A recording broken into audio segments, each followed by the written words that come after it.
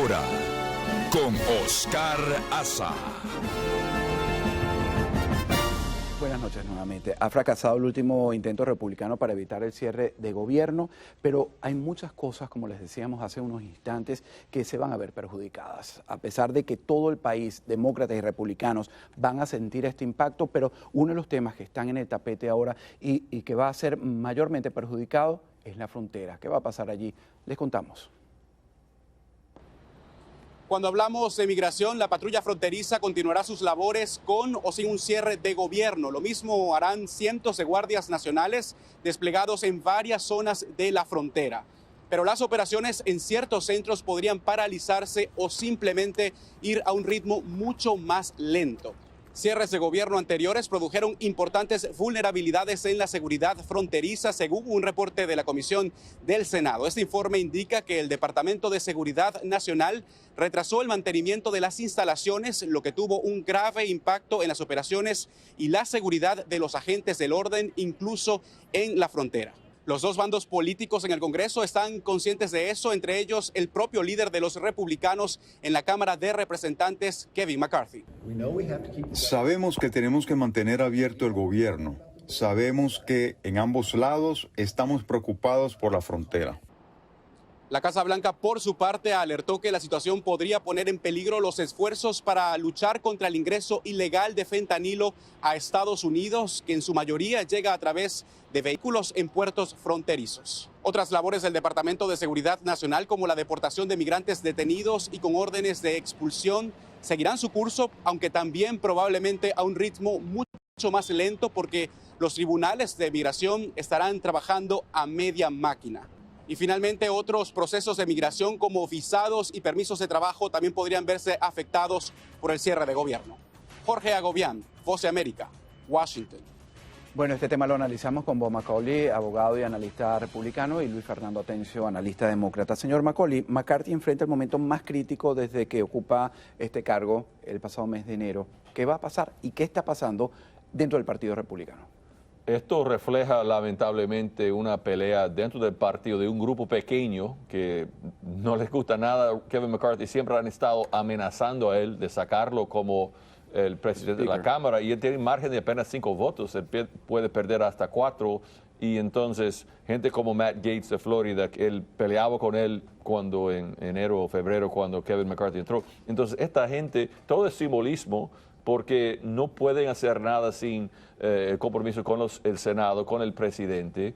Negociar requiere tener una fuerza, una alternativa buena, y esto va a dañar a los republicanos frente al público, no va a alcanzar nada y va a debilitar a Kevin McCarthy, porque hay un grupo de caóticos, 5 o 6 personas que están frenando todo, y la única alternativa de Kevin McCarthy es hacer un arreglo con los demócratas, es decir, vamos a hacer algo limpio, 6 semanas sin ninguna condición, pero sacando votos de los demócratas. Estos 5 o 6 van a pedir una votación para sacar a Kevin McCarthy. Es muy lamentable, es muy infantil, pero estas personas yo creo que son responsables. Kevin McCarthy está haciendo lo mejor posible. Luis Fernando, el cierre es inminente, no hay acuerdo, la fractura con este pequeño grupo, pero es evidente dentro del Partido Republicano.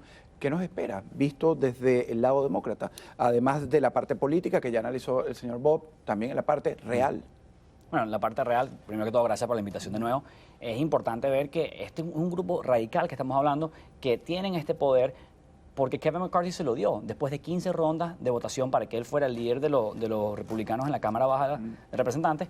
Ellos tienen este poder de quitarlo con un voto, con un referéndum revocatorio. Entonces, cuando vemos los efectos reales, no solamente del lado demócrata, sino para todos los americanos y todos los que vivimos en este país, vemos que alrededor de 4 millones de trabajadores federales van a estar sin sueldo.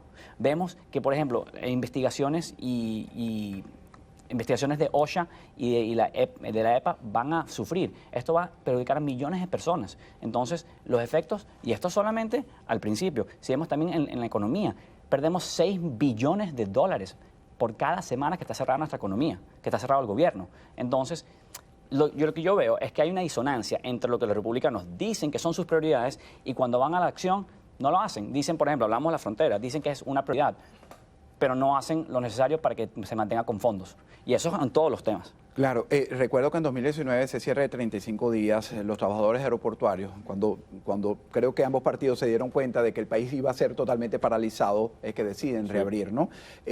¿Pasará algo parecido?